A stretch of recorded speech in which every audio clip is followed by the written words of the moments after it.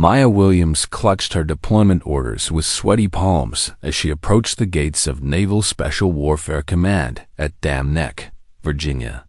The morning mist rolled off the Atlantic, carrying the salt tang that would become as familiar as her own heartbeat over the coming months. At 24, she had already proven herself through Marine Scout Sniper School, but walking into SEAL Team 3's compound felt like entering a different universe entirely. The security guard's double take when he examined her papers should have been her first warning. His eyes moved from her face to the documents and back again, as if trying to reconcile the reality of a female sniper with his preconceived notions. "Sniper support specialist," he muttered, more to himself than to her. "Haven't seen that before." Maya forced herself to walk with confidence across the courtyard, even as curious stares followed her every step. The team room buzzed with the controlled energy of elite operators preparing for another day of training. 24 of the Navy's finest warriors moved with the easy grace of men who had faced death and emerged victorious. Their conversations died as she knocked on the doorframe. Commander Morrison dominated the space like a force of nature. His massive frame cast shadows that seemed to swallow lesser men, and his voice carried the authority of someone accustomed to absolute obedience. When he looked up from his briefing materials and saw Maya standing in the doorway, his expression shifted from professional focus to barely concealed contempt.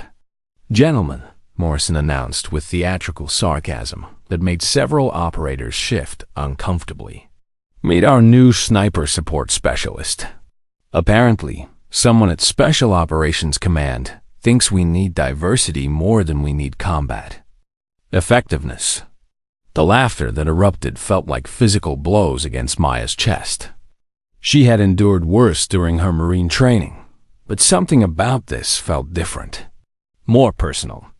More designed to break her spirit rather than simply test her resolve. She found an empty chair in the back corner and sat down, keeping her expression neutral despite the burning in her cheeks. Master Chief Rodriguez watched the interaction from his position near the ammunition lockers, and something about Maya's composure triggered a memory he couldn't quite place. The way she held herself under fire, metaphorically speaking, reminded him of someone from his past. Someone who had saved his life in ways that still haunted his dreams. As Morrison continued his briefing about the day's training evolution, Maya noticed how he deliberately avoided making eye contact with her. It wasn't just dismissal, it was erasure.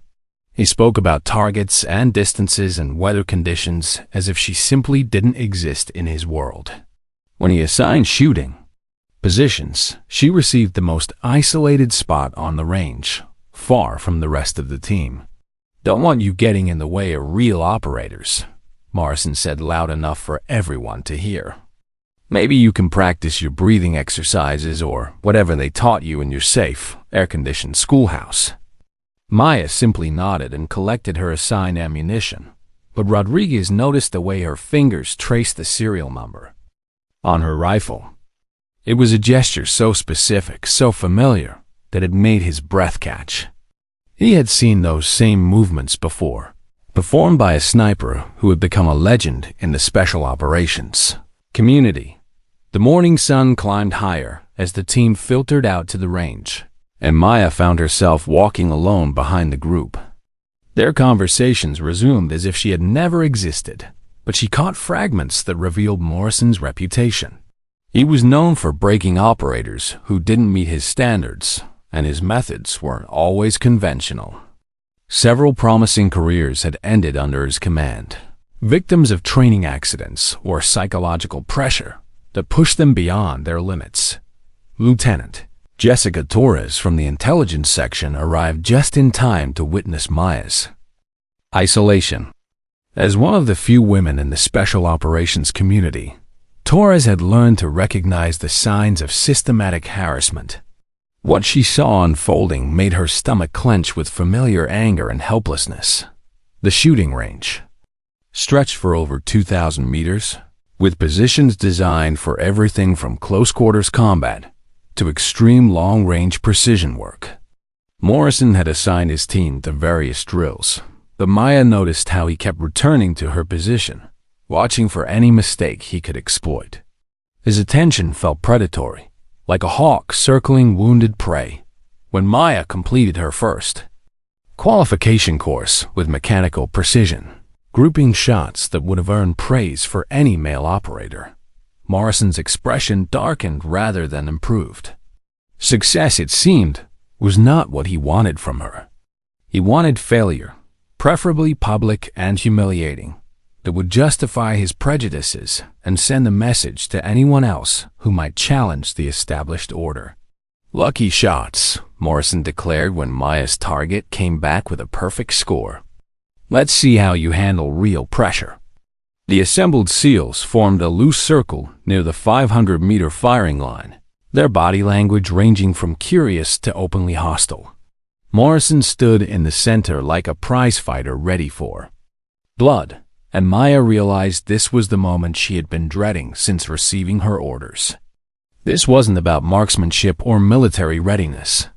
This was about proving that women didn't belong in combat roles, and she was about to become the example. But as Maya checked her rifle one final time, adjusting her grip with movements that spoke of thousands of hours behind a scope, something shifted in the morning air. The wind carried whispers of a legacy that Morrison couldn't possibly understand, and the ghost of a father who had taught his daughter that true warriors never back down from impossible odds. The stage was set for a confrontation that would echo through the halls of Naval Special Warfare Command for years to come. The tension on the range crackled like electricity before a storm as Morrison outlined his challenge. Maya stood perfectly still, her weathered Remington 700 pressed against her shoulder, but inside, her heart hammered against her ribs. 24 elite operators had abandoned their own training to witness what promised to be another brutal takedown of the female sniper who had invaded their brotherhood. 12 moving targets, 5 minutes, Morrison announced, his voice carrying across the Virginia Beach training facility. Wind conditions at 47 knots. The team record stands at 8 minutes and 43 seconds. His laugh was sharp enough to cut glass. "Think you can handle that, princess? Or are you just here to look pretty?" Rodriguez felt his throat tighten as he watched Maya's hands automatically check the rifle's action. That specific technique, the way she worked the bolt, tested the trigger, verified the scope mounting. He had only seen it once before, decades ago in Afghanistan. The memory sent ice through his veins, but he pushed it down. It couldn't be possible. The course Morrison had designed was deliberately impossible. 12 targets at ranges from 300 to 1,000 meters, each mounted on independent systems that would expose them for only 3 seconds at random intervals. The shooter would have to acquire, calculate wind and distance, and engage each target while dealing with changing atmospheric conditions and the pressure of a ticking clock. Maya adjusted her tactical gloves, working the advanced grip material between her fingers. The moisture-wicking fabric with integrated sensors maintained perfect trigger sensitivity, even in conditions that would compromise standard equipment. Rodriguez noticed how she tested each finger's contact with the rifle, ensuring absolute control. And another piece of his suppressed memory clicked into place. "Ladies first," Morrison sneered, gesturing grandly toward the firing position. "Show us what they taught you in your politically correct training pipeline. Maybe you can shoot a smiley face for us." The gathered SEALs pressed closer, drawn by drama that transcended their usual training routine. Even operators from other teams had begun to drift over, sensing something significant was about to unfold. Maya walked to the firing position with measured steps, each movement economical and precise. She began her preparation ritual, checking wind conditions with a technique Rodriguez recognized from sniper school decades ago. It had been replaced by electronic devices in modern training, but old-school shooters still swore by the human touch. Maya wet her finger and held it up, feeling air currents at different heights, her eyes tracking invisible patterns that would affect bullet flight. Her notebook emerged briefly, and Rodriguez caught a glimpse of calculations that looked more like physics equations than simple shooting data. Ballistic coefficients, atmospheric density corrections, Borealis effect adjustments, the kind of advanced mathematics that separated good snipers from legendary ones. 30 seconds to prepare, Morrison announced loudly, making a show of checking his watch. The clock starts when you take your first shot. 12 targets, 5 minutes. Fail, and you can explain to the Admiral why you're wasting our time pretending to be something you're not. Lieutenant Torres had positioned herself where she could record the event discreetly, recognizing the historical significance of what was unfolding. Her phone captured not just Maya's preparation, but the faces of the men surrounding her expressions, ranging from skepticism to barely concealed hostility, to something approaching nervous anticipation. Maya settled into her shooting position with a fluidity that made Rodriguez's breath catch. It wasn't just good form. It was perfect form. The kind that came from muscle memory so deep it transcended conscious thought. Her breathing slowed to match her heartbeat, her entire body becoming a stable platform for the rifle. The range safety officer confirmed all stations clear, and a hush fell over the assembled crowd. Even the omniscient sound of waves against the nearby beach seemed to fade as Maya settled her crosshairs on the area where the first target would appear. The silence stretched taut as a bowstring, pregnant with possibility and judgment. Morrison checked his stopwatch one final time, his finger hovering over the start button. His smirk had already formed, anticipating the satisfaction of watching another diversity initiative crumble under the weight of reality. In his mind, Maya was already packing her bags, defeated and humiliated, serving as a cautionary tale for any other women who might harbor similar delusions. But Rodriguez found himself holding his breath, torn between hoping Maya would succeed and fearing what success might mean. If his suspicions were correct, if she really was who he thought she might be, then Morrison was about to learn a lesson in humility that had been 13 years in the making. The first target would appear at 750 meters, moving left to right at approximately 4 miles per hour. It was a difficult shot under perfect conditions, nearly impossible with the gusting coastal wind. Maya's rifle tracked smoothly across the anticipated path, her scope adjustments so minute they were almost invisible. Petty Officer Thompson whispered to his teammate, "No way she makes this shot." Winds gusting over 40 knots. But even as he spoke, something in Maya's absolute stillness made him question his certainty. She didn't look nervous or overwhelmed. She looked like someone waiting for prey to enter her killing zone. Morrison's finger stabbed down on the stopwatch button. "Clock starts now," he barked. The electronic target system hummed to life, and somewhere in the distance, the first target began its deadly dance across Maya's field of view. The crowd leaned forward collectively, watching for the muzzle flash that would signal her first attempt. Maya's breathing slowed to an almost supernatural calm. Through her scope, the world reduced to wind patterns, target movement, and the mathematical certainty of ballistic physics. Her father's voice echoed in her memory. "Shooting isn't about the gun, baby girl. It's about becoming one with the shot until you and the bullet are the same thing." The first target appeared exactly where her calculations predicted, moving with mechanical precision across the distant berm. Maya tracked for barely a heartbeat, reading wind signs that others couldn't see, calculating lead and elevation with the speed of a computer and the intuition of a predator. Her finger found the trigger's sweet spot, and the morning air held its breath. Maya's rifle spoke with a crisp crack that shattered the morning silence like breaking glass.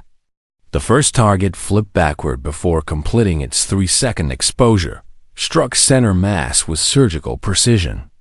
No hesitation, no second-guessing, just pure lethal efficiency that made the assembled SEALs suck in their breath collectively. Morrison's smirk wavered slightly, but his voice maintained its mocking tone. "Lucky hit," he declared, though uncertainty crept into his words like water through a cracked foundation. "Let's see if you can do it again." The second target emerged at 400 meters, moving twice as fast as the first in an erratic pattern designed to simulate a fleeing enemy combatant.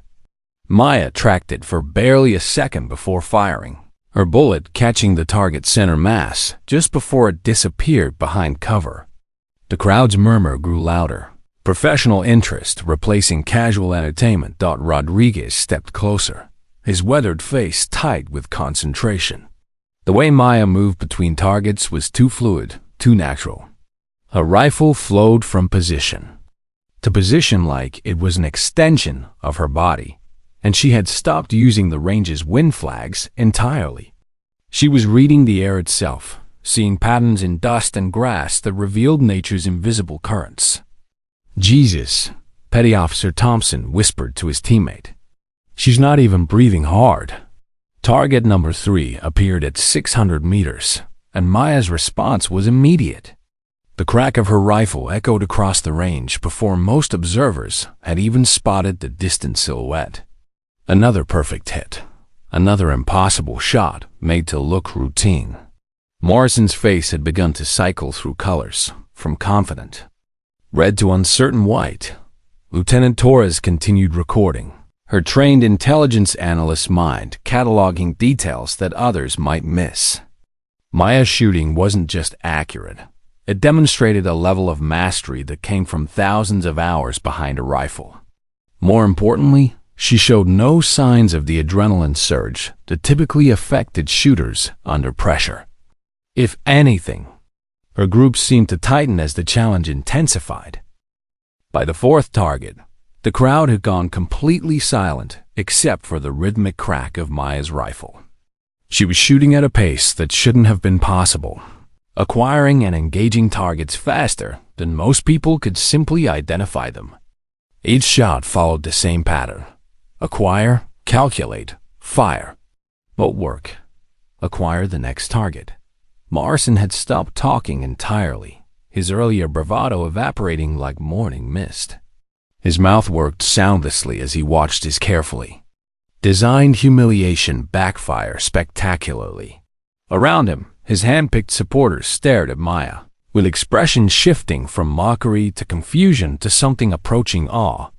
Target number 5 emerged at maximum range, 1,000 meters, out in conditions that would challenge any sniper. The wind had picked up, sending dust devils dancing across the range and making the distant target shimmer like a mirage. Maya simply adjusted her hold and fired, the bullet somehow finding its mark despite conditions that should have sent it into the next zip code. "That's impossible," someone whispered behind Rodriguez. It was Chief Petty Officer Martinez, Morrison's most vocal supporter and a decorated sniper in his own right. The wind shift alone should have thrown that shot 10 feet off target. But Maya had already moved on, her focus absolute and unwavering. She worked the bolt with mechanical precision, chambering another round as her scope swept across the range, searching for the next target. Her breathing remained steady, her heartbeat visible only as a slight movement in her rifle's scope. Rodriguez found himself transported back 13 years, to a dusty mountainside in Afghanistan where he had watched another shooter perform similar miracles. Michael Williams had possessed the same supernatural ability to read wind, the same economy of movement, the same absolute focus that turned a human being into a precision instrument of war. Target 6 appeared in the worst possible location, partially obscured by a distant tree line with wind gusting across multiple directions. Maya didn't hesitate. She fired into what appeared to be empty air, trusting her calculations over visual confirmation. 2 seconds later, the target flipped backward, struck by a bullet that had curved through the atmosphere like a guided missile. The silence that followed was deafening. Even Morrison's most loyal supporters were staring at Maya with naked disbelief. Petty Officer Johnson, who had been making jokes about female operators just minutes earlier, found himself unconsciously leaning forward, studying Maya's technique with the intensity of a student watching a master. 7 down. Lieutenant Torres whispered into her phone's microphone, narrating the historic moment for posterity. 5 targets remaining, 2 minutes on the clock. She's operating at a level I've never seen before. Maya's rifle tracked across the range with predatory patience, waiting for the next target to expose itself. Her finger rested on the trigger guard, ready but not anxious. The wind shifted again, and she made minute adjustments to her scope's windage, reading atmospheric conditions like others might read a book. Rodriguez moved quietly through the crowd until he stood next to Torres, his voice barely audible above the coastal breeze. "Do you know who she is?" he asked. Torres glanced at him, still recording. "Maya Williams, according to her personnel file. Scout sniper, top of her class at Quantico. But there's something else, isn't there?" "I'm beginning to suspect," Rodriguez replied, his throat tight with suppressed emotion. "And if I'm right, Morrison picked the wrong woman to mess with." Target 7 emerged at mid-range, moving in a complex serpentine pattern that combined lateral movement with sudden direction changes. It was the kind of target that frustrated experienced snipers, requiring not just marksmanship but the ability to predict seemingly random movement. Maya tracked for half a second longer than previous targets, calculating multiple variables. The shot when it came was perfect, striking the target just as it completed a direction change. The bullet had been fired not at where the target was, but where Maya had predicted it would be, accounting for its program movement pattern and the time of flight at that distance. Morrison's face had gone completely gray now, and his hands shook slightly as he checked his stopwatch. 3 minutes and 15 seconds elapsed. 5 targets remaining. The impossible was becoming inevitable, and everyone on the range could feel the shift in momentum. But Maya showed no emotion, no acknowledgement of the growing amazement around her. She simply worked the bolt, chambered another round, and prepared for the next shot. In her mind, she could hear her father's voice from countless training sessions. "Don't think about the last shot or the next one. There's only this shot, this moment, this target." The 8th target would prove to be the most challenging yet, and Maya's response would finally crack Morrison's composure completely. Target 8 emerged at maximum range in a location specifically chosen to break shooter's confidence. Morrison had programmed it to appear behind a gap in the distant tree line, exposed for only 2 seconds while moving at full speed across terrain that created optical illusions. The wind had shifted to a quartering angle, creating swirling currents that would confuse even electronic wind meters. Maya's rifle moved with mechanical precision, tracking the target's predicted path before it even appeared. When the silhouette flashed through the gap, her shot seemed to fire itself. The bullet launched with such perfect timing that it struck the target in the brief instant it was fully exposed. The impact was center mass, a kill shot that would have dropped any human threat instantly. Morrison's stopwatch slipped from his trembling fingers, clattering onto the packed dirt of the range. The sound seemed to break a spell that had held the crowd transfixed. Operators who had been holding their breath exhaled in sharp gasps, and several actually stepped backward as if Maya's shooting had become a physical force pushing against them. "This isn't possible," Morrison whispered, but his words carried clearly in the sudden silence. "Nobody shoots like this. Nobody." But Rodriguez knew better. He had seen shooting like this before, had his life saved by it in a dusty valley, half a world away. His eyes found the battered military watch on Maya's wrist, its face scratched but still readable, and the engraving that made his chest tight with recognition. Forever watching. Target 9 appeared in the most difficult position yet, at a pay to manandanadirig 1,000 meters in crosswind conditions that would challenge a computer-guided missile. Maya didn't even pause. She fired into what looked like impossible conditions, her bullet somehow threading through wind currents that should have scattered it across 3 zip codes. The target fell as if struck by lightning. Chief Martinez had gone completely pale, his own marksmanship credentials feeling suddenly inadequate. "I've been shooting for 20 years, he whispered to Thompson. "Competition, combat, everything. I couldn't make half these shots on my best day with perfect conditions." Maya worked the bolt with the rhythm of a metronome, ejecting the spent case and chambering fresh ammunition. Her movements had taken on an almost hypnotic quality, each action flowing seamlessly into the next. The rifle seemed to be part of her now, responding to her will rather than her conscious control. Lieutenant Torres had stopped recording and was simply staring, her analytical mind struggling to process what she was witnessing. This wasn't just exceptional marksmanship. It was something approaching the supernatural. Maya was operating in a zone that most elite shooters glimpsed only rarely, if ever. Target 10 emerged in a location designed to be impossible, partially concealed, moving erratically, at maximum effective range in conditions that would challenge any human shooter. Maya's response was immediate and devastating.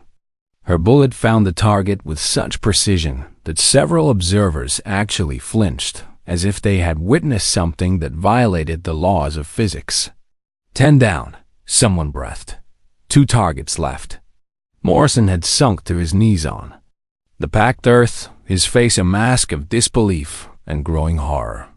Everything he had believed about female operators, about the natural order of military hierarchy, was crumbling around him like a house built on sand.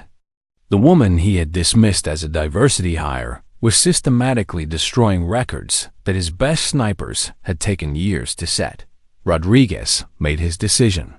He moved through the crowd with quiet authority, positioning himself where he could see both Maya and Morrison clearly.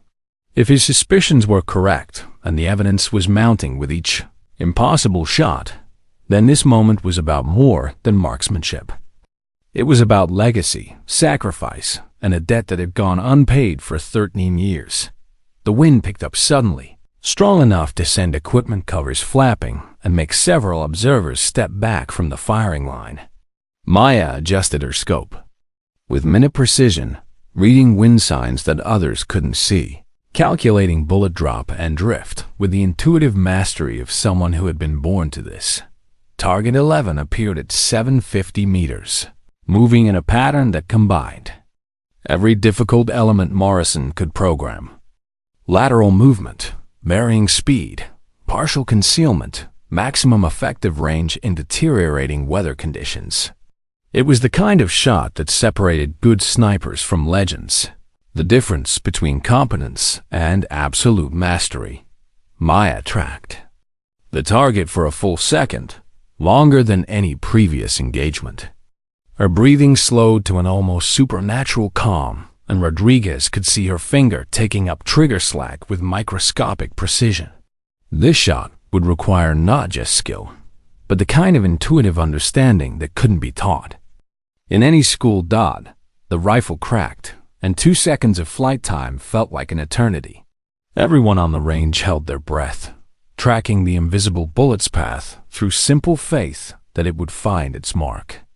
When the distant target flipped backward with the distinctive impact of a perfect hit, the silence that followed was profound enough to feel sacred. Morrison's voice, when it finally came, was barely a whisper. 11 down, 1 target remaining. But Maya showed no emotion, no acknowledgement of the historical significance of what she was accomplishing. She simply worked the bolt one more time, chambering her final round with the same mechanical precision she had displayed throughout the course. Her breathing remained steady, her heartbeat the only movement visible through her rifle scope, The final target would emerge at maximum range in the most challenging conditions Morrison could devise. It would be moving in a complex pattern that required not just marksmanship, but the ability to predict seemingly random movement while calculating for every atmospheric variable that could affect bullet flight. As Maya prepared for the shot that would either complete her impossible run or provide Morrison with the failure he desperately needed to salvage his worldview, a black SUV appeared at the range complex entrance. The vehicle bore the markings of Special Operations Command, and the figure who emerged wore stars that glinted in the morning sun. But Maya never looked away from her scope. In her world, nothing existed except the next target and the mathematics of its destruction. The final target system hummed to life with electronic precision, programmed to deliver Morrison's ultimate challenge. Maximum range, maximum difficulty, maximum opportunity for failure. The silhouette would appear at 1,000 meters, moving in a pattern that combined lateral movement with sudden stops and direction changes, the kind of target that frustrated even experienced snipers by requiring prediction of seemingly random behavior. Maya adjusted her scope's elevation one final time, her calculations accounting for atmospheric pressure, temperature gradients, and wind patterns that shifted like living things across the vast range. Through her scope, she could see the area where the target would appear, a small patch of earth that represented the difference between success and humiliation. General Thompson had emerged from his vehicle and was walking purposefully toward the crowd, but Maya's universe had narrowed to the crosshairs dancing in her field of view. Her breathing slowed to match her heartbeat, each inhalation perfectly timed to the natural rhythm of her body. This was the zone her father had taught her to find, where conscious thought gave way to instinctive perfection. The target appeared exactly where her calculations predicted, moving with the complex pattern Morrison had programmed to ensure failure. Maya tracked for a full second, reading movement that others would see as random, but which followed mechanical laws as predictable as gravity. Her finger found the trigger's sweet spot, that perfect place where the slightest pressure would release. The shot she fired. The bullet took nearly 2 seconds to travel the distance. 2 seconds during which the target continued its erratic dance across the distant berm. But Maya had calculated perfectly, placing her shot not where the target was, but where it would be when her bullet arrived. The mathematics of destruction, executed with surgical precision. The impact was center mass, a perfect kill shot that would have dropped any human threat instantly. The electronic scoring system confirmed what everyone's eyes had already registered. 12 targets, 12 hits, all within the critical scoring zone. The buzzer sounded, indicating course completion. The range safety officer's voice cracked as he announced the time: 4 minutes, 17 seconds. New course record. The silence that followed was profound enough to feel sacred. Maya saved her rifle and stood slowly, turning to face Morrison with calm eyes that held neither triumph nor mockery, just the quiet confidence of someone who had proved their point without needing to gloat. Morrison's face had gone through a progression of colors, from confident red to uncertain white to an unhealthy gray that spoke of a worldview crumbling in real time. His mouth worked soundlessly as he tried to process what he had just witnessed. Around him, his team stared at Maya with expressions ranging from shock to admiration to something approaching reverence. General Thompson approached the crowd with the measured stride of someone accustomed to command, his eyes immediately finding Maya among the assembled operators. Recognition dawned on his weathered face, and Rodriguez saw the moment when memory connected with reality. "Sergeant Williams," General Thompson said quietly, his voice carrying the authority of rank but touched with something deeper respect, perhaps, or recognition of a legacy he had helped to create.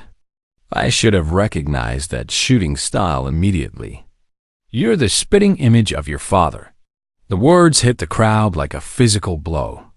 Morrison's voice cracked as he tried to maintain control of a situation spiraling beyond his comprehension.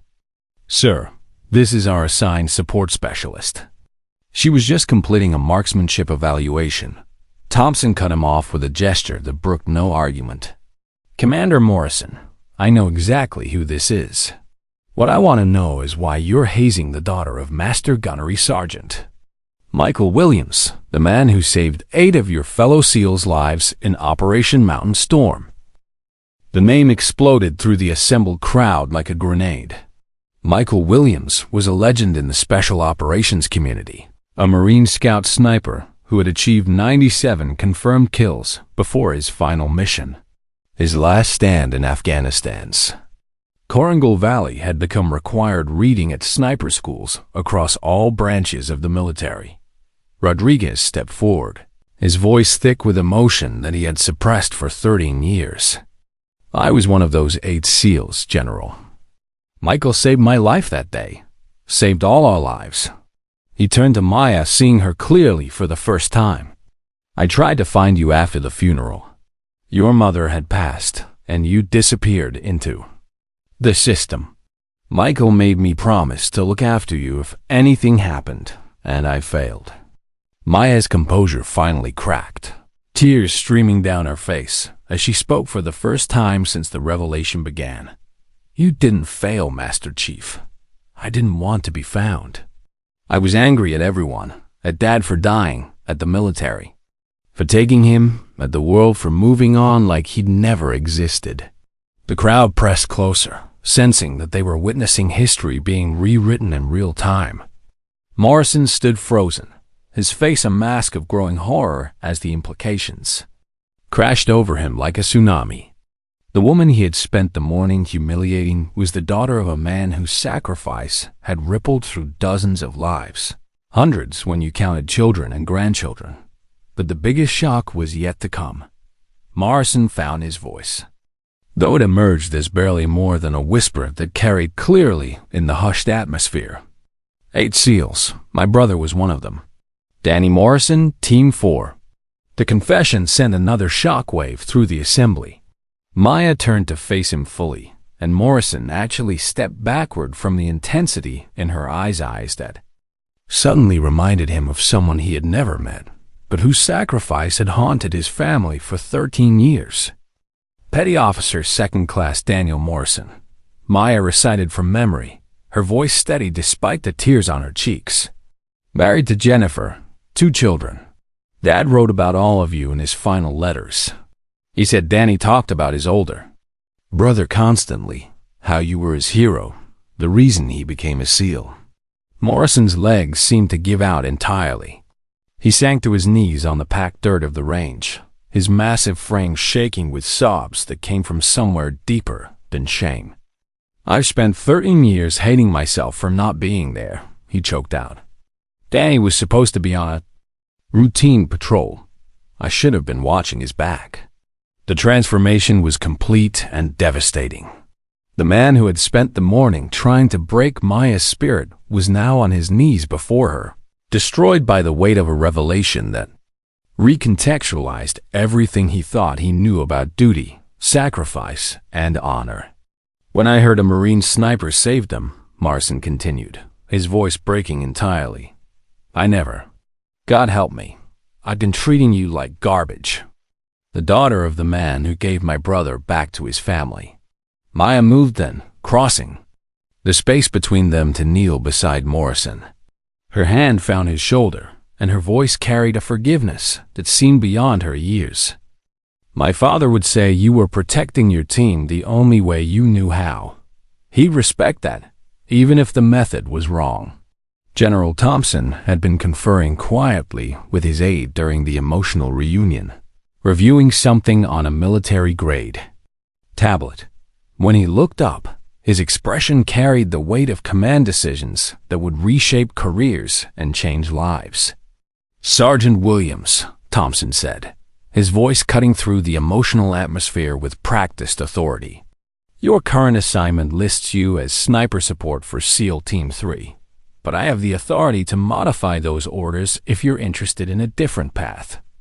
The crowd pressed closer, sensing that history was still being written on this windswept Virginia range.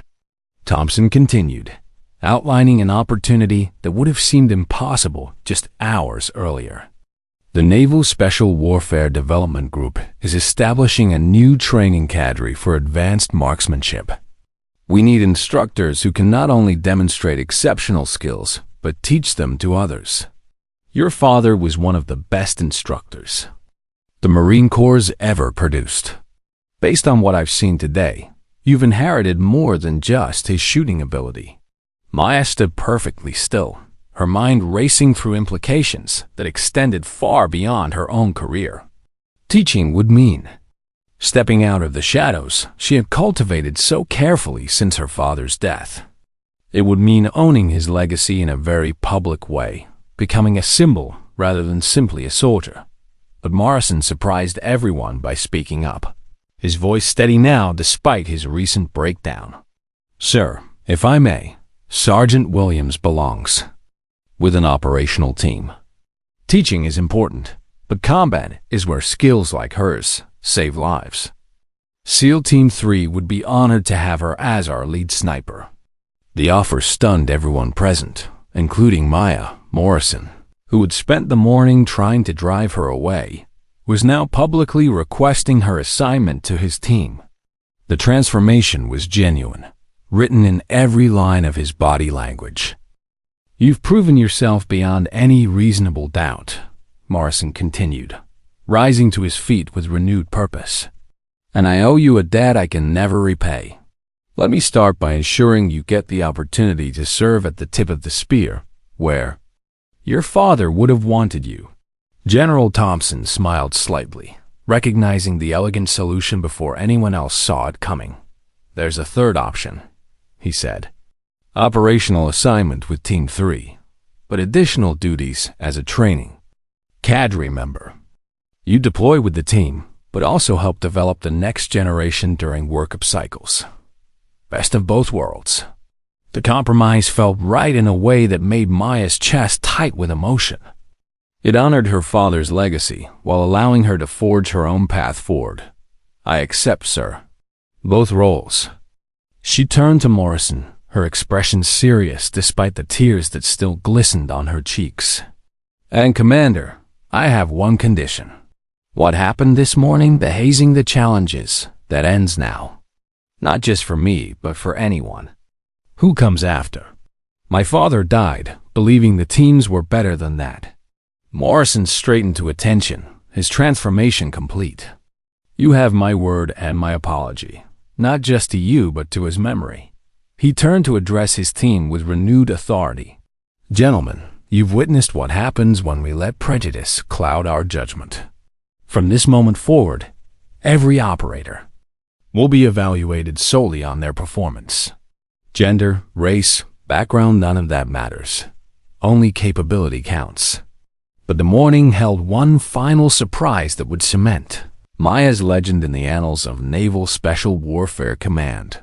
Rodriguez approached Maya as the crowd began to disperse, his weathered face transformed by emotions he had carried for 13 years.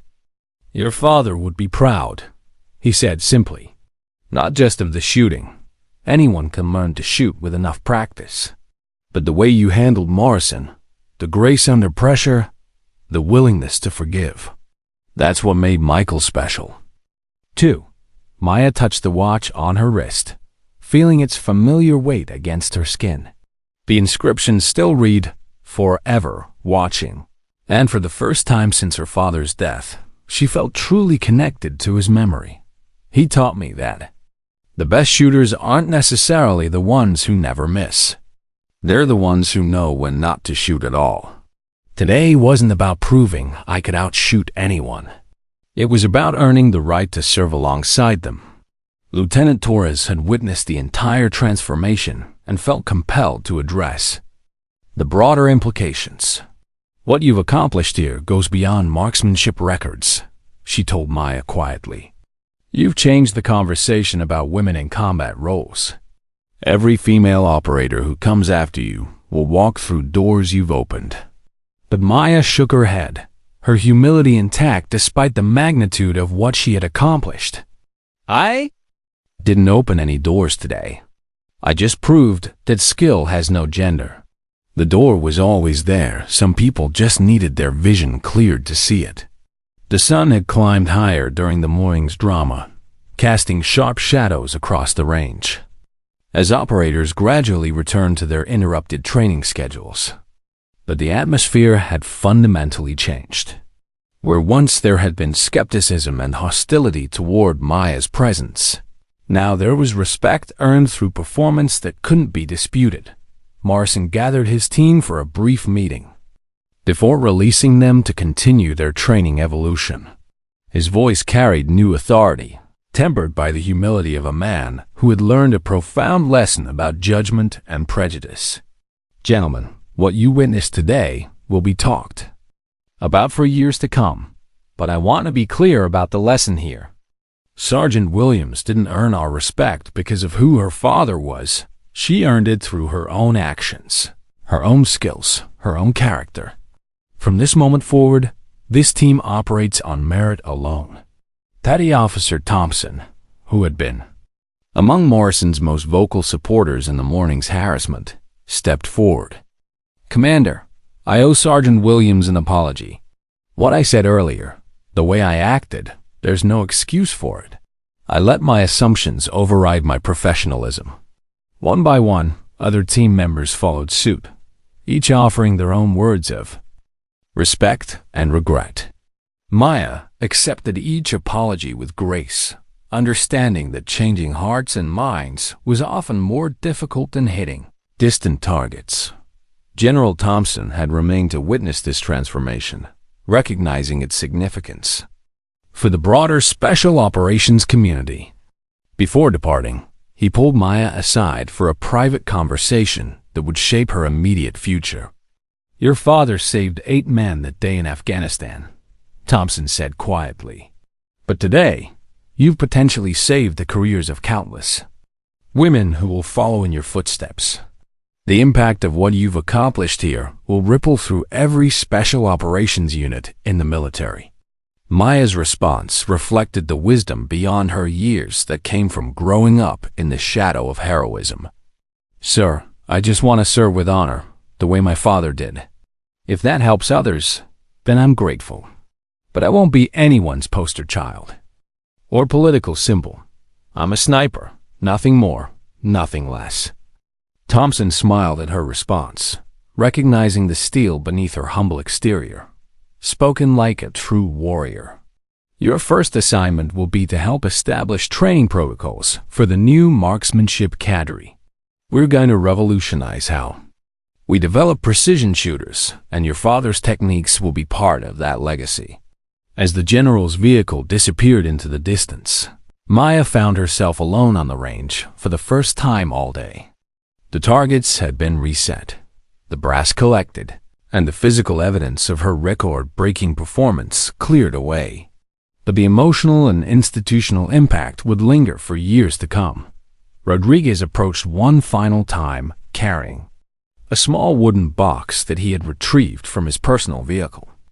I've been carrying this for 13 years, he said, offering the container to Maya. Your father asked me to give it to you if anything happened to him. I couldn't find you then, but I never stopped hoping I'd get the chance. Maya opened the box with trembling fingers, revealing a small silver pendant shaped like a sniper's crosshairs. Engraved on the back were words that made her throat tight with emotion. For Maya am true. Shoot straight. Come home safe. Love always, Dad. The pendant joined her father's watch as a tangible connection to his memory. But more importantly, it represented the completion of a promise that had taken 13 years to fulfill. Maya was no longer the angry, abandoned daughter who had disappeared into the foster care system. She was a warrior in her own right, carrying her father's legacy while forging her own path forward. The wind off the Atlantic carried new possibilities as Maya prepared to leave the range that had witnessed her transformation from unwanted outsider to respected team member. Tomorrow would bring new challenges, new opportunities to prove herself. and the beginning of a career that would honor her father's sacrifice while establishing her own legend. 6 months later, the legend of Maya Williams had spread throughout the special operations community like wildfire through dry grass. But the real impact wasn't measured in the stories told over beers in dimly lit bars or the video clips that circulated despite Lieutenant Torres's efforts to keep them classified. The true measure of success lay in the lives saved by operators who had learned Maya's techniques in missions completed by teams that now evaluated talent without prejudice, and in the young women who saw her example and dared to dream of their own service. Maya led SEAL Team 3's sniper element through 2 successful deployments, earning a Silver Star for actions that remained classified but had saved dozens of American lives. Her shooting skills, combined with tactical wisdom inherited from her father and hard-won experience in the field, made her one of the most sought-after precision shooters in naval special warfare. Between deployments, she revolutionized sniper training at the Naval Special Warfare Development Group, developing new techniques that combined her father's old-school wisdom with cutting-edge technology. Her students didn't just learn to shoot, they learned to think, to adapt, to see the battlefield as more than just targets and ranges. The training program she developed became known throughout the military as the Williams Method, though Maya herself never used that term. Her approach emphasized the mental aspects of precision shooting as much as the physical, teaching students to read environmental conditions with intuitive understanding rather than relying solely on electronic devices.